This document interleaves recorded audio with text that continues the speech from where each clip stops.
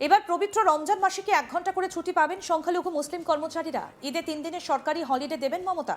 ভাবছেন তো হঠাৎ কেন এই কথা বলছি? সরকার তো নতুন করে বিজ্ঞপ্তি প্রকাশ করেননি এ বিষয়ে। তাহলে ঠিকই ধরেছেন, সরকার এ নিয়ে এখনো কোনো বিজ্ঞপ্তি প্রকাশ করেনি। তবে কংগ্রেস নেতা অধীর রঞ্জন চৌধুরী রমজান এবং ঈদ উল ফিতর উপলক্ষে মমতা সরকারের কাছে বিভিন্ন প্রস্তাবের পাশাপাশি ঈদের সময় 3 দিনের সরকারি ছুটি দাবি করেছেন। পবিত্র রমজান এবং ঈদ উল ফিতর উপলক্ষে রাজ্য সরকারের কাছে অল ইন্ডিয়া কংগ্রেস ওয়ার্কিং কমিটির সদস্য শ্রী অধীর রঞ্জন চৌধুরী বেশ কয়েকটা প্রস্তাব পেশ করেছেন। তিনি উল্লেখ করেছেন যে রমজান এবং ঈদ সমগ্র মুসলিম সম্প্রদায়ের জন্য গভীর ধর্মীয় এবং সামাজিক তাৎপর্য বহন করে। সেই প্রেক্ষাপটে তিনি রেশন সামগ্রীর বিশেষ বরাদ্দ, বাজার মূল্য নিয়ন্ত্রণের জন্য একটা টাস্ক ফোর্স গঠন, ইফতার এবং সেহরির সময় নিরবিচ্ছিন্ন বিদ্যুৎ এবং বিশুদ্ধ পানীয় জলের ব্যবস্থা, ঈদের আগে অতিরিক্ত ট্রেন ও বাস পরিষেবা, ঈদ সপ্তাহে গুরুত্বপূর্ণ পরীক্ষা না করা, রোজাদারদের সুবিধার্থে অফিসের সময় অস্থায়ী পরিবর্তন এবং কমপক্ষে 3 দিনের সরকারি ছুটি ঘোষণার প্রস্তাব করেছেন।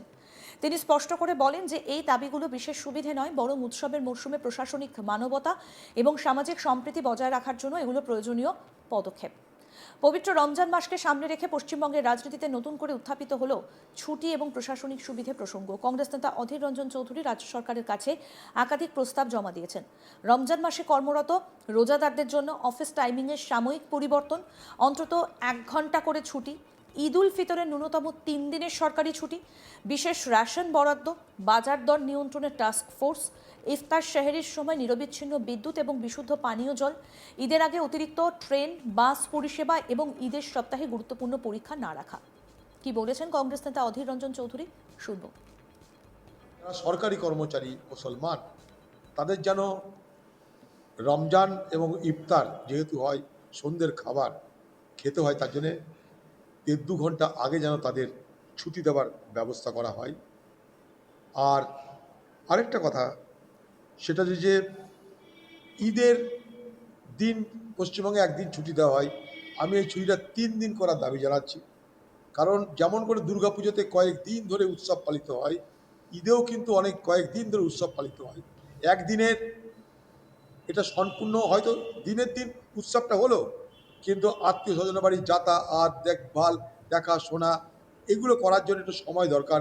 তাই অন্তত যেন 3 দিন, অর্থাৎ ঈদের আগের দিন, ঈদের পরের দিন যেন ছুটির ব্যবস্থা করা হয়। এই কতগুলো মৌলিক দাবি আমি করেছি। এর সঙ্গে যেটা বলতে চাই সেটা হচ্ছে এই রমজানের মাসে মুসলমান সমাজে যারা ইমাম মুয়াজ্জিন, তাদের কিন্তু অনেক বেশি ধর্মীয় আচার আচরণ পালন করতে হয়, অনেক সময় ব্যয় করতে হয়। তাই মসজিদে মসজিদে এই ইমাম মুয়াজ্জিনদের যেন বিশেষ আর্থিক বরাদ্দ করা হয় এই রমজানের মাসে, এটা আমার দাবি। আর ঈদের সময় ঈদ উল ফিতর যেদিন হবে তার আগে বা পরে যত ঈদগাহ আছে এই পশ্চিমবঙ্গে প্রত্যেকটা ঈদগাতে যেন আলোকসজ্জার ব্যবস্থা করা হয়। অন্যান্য ধর্মেও যেমন রাজ্য সরকার সুযোগ সুবিধা দিয়ে থাকে, মুসলমান সমাজের এই পবিত্র পরব ঈদেও যেন সেই সুযোগ সুবিধা দেওয়ার ব্যবস্থা করা হয়, এটা আমার দাবি।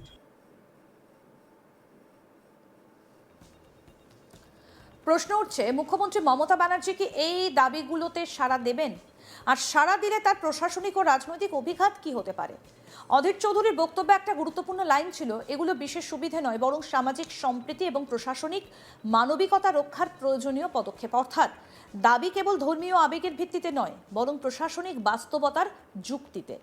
রমজান মুসলিম সম্প্রদায়ের কাছে সংযম, উপবাস এবং আত্মশুদ্ধির মাস। ভোরের আগে সেহরি, সূর্যাস্তের পরে ইফতার, এই দৈনন্দিন চক্রে কর্মজীবীদের শারীরিক এবং মানসিক চাপ বাড়ে। সরকারি এবং বেসরকারি বহু দপ্তরে কর্মরত রোজাদারদের জন্য সময়সূচির সাময়িক শিথিলতা দেওয়া হলে তা কাজের দক্ষতা ও স্বাস্থ্য দুই দিক থেকেই সহায়ক হতে পারে, এমন যুক্তি দিচ্ছেন কংগ্রেস নেতা। কি যুক্তি অধীর রঞ্জন চৌধুরীর, শুনব।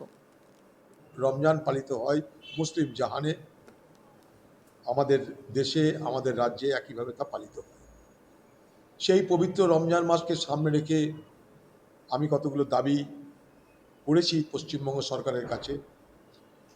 সেই চিঠি আমি আপনাদের কাছেও পাঠিয়ে দিয়েছি বা দিচ্ছি।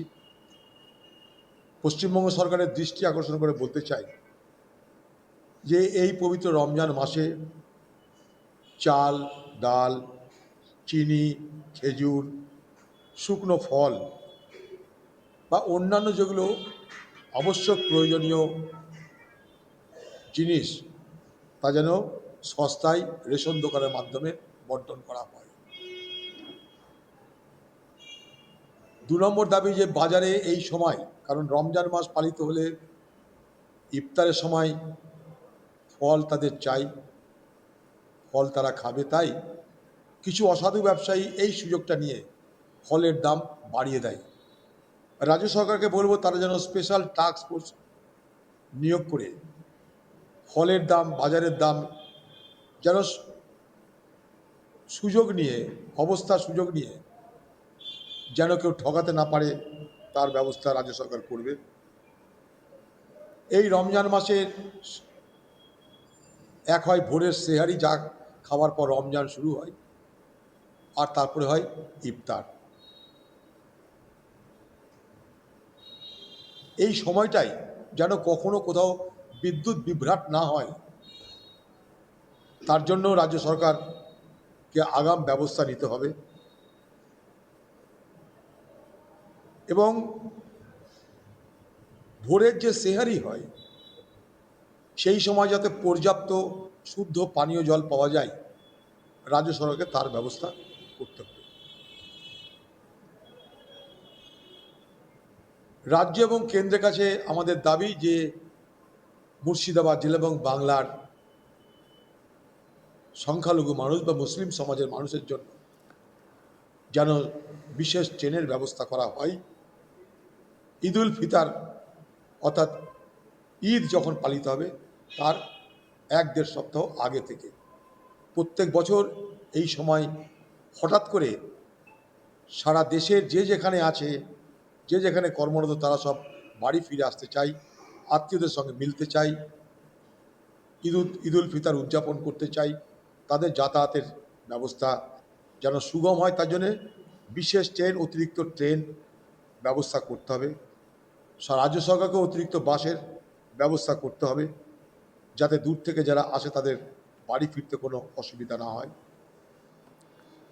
পশ্চিমবঙ্গে মুসলিম জনসংখ্যার প্রায় 27% কাছাকাছি। সংখ্যালঘু অধ্যুষিত জেলাগুলোতে রমজান এবং ঈদ শুধু ধর্মীয় উৎসব নয়, স্থানীয় অর্থনীতিরও গুরুত্বপূর্ণ অংশ। পোশাক, খাদ্য, পরিবহন, ছোট ব্যবসা সব ক্ষেত্রেই এই সময় লেনদেন বাড়ে। রাজ্য সরকার অতীতে দুর্গাপুজো, বড়দিন, গুরু নানক জয়ন্তী, বিভিন্ন ধর্মীয় উপলক্ষে ছুটি এবং বিশেষ সুবিধা দিয়েছে। সুতরাং ঈদ উপলক্ষে অতিরিক্ত ছুটি বা প্রশাসনিক সুবিধা দেওয়া নজিরবিহীন নয়।